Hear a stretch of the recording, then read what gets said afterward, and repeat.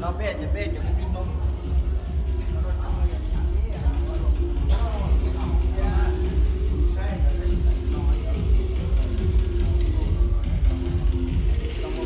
cái đông lợn thì nó giòn có sẽ hay là nó là lửa này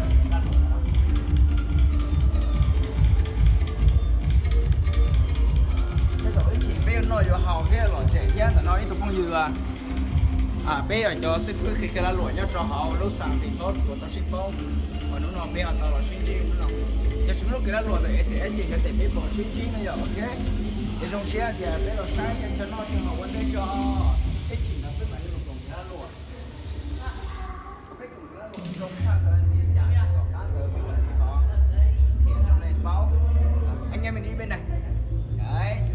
Và ngay bây giờ, Phương Đông xin phép sẽ được thông báo cũng như chia sẻ với toàn thể tất cả quý vị 8 hệ sinh thái blockchain vô cùng tuyệt vời sẽ có mặt cũng như là tham gia trong chương trình buổi chiều của ngày hôm nay.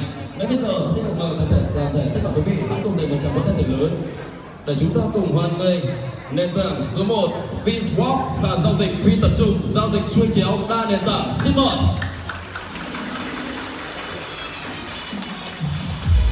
Thứ hai, xin được mời toàn thể tất cả quý vị hãy cùng dành một tràng vỗ tay để cùng chào đón FinPay, ứng dụng thanh toán trực tuyến xuyên biên giới. Xin mời.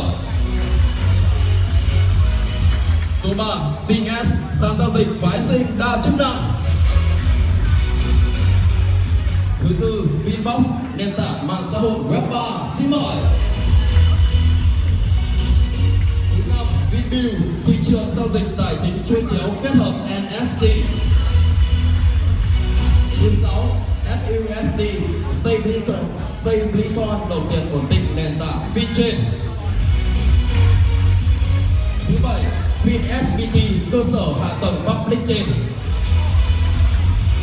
Và cuối cùng, FinShow, GameFi thế hệ mới 3D, NFT, Metaverse, AI đa dạng và phong phú. Hãy dành một tràng vỗ tay thật lớn cho các bạn. Xin mời. Và kính thưa toàn thể tất cả quý vị, Phương Đông vừa mới chia sẻ cho tất cả quý vị đó chính là toàn thể tất cả các hệ sinh thái bao quanh nền tảng công nghệ của SCFG. Và Phương Đông nghĩ rằng với những nền tảng vô cùng tuyệt vời này xứng đáng được một nhận một tràng vỗ tay thật lớn hơn nữa để hôm nay xin mời.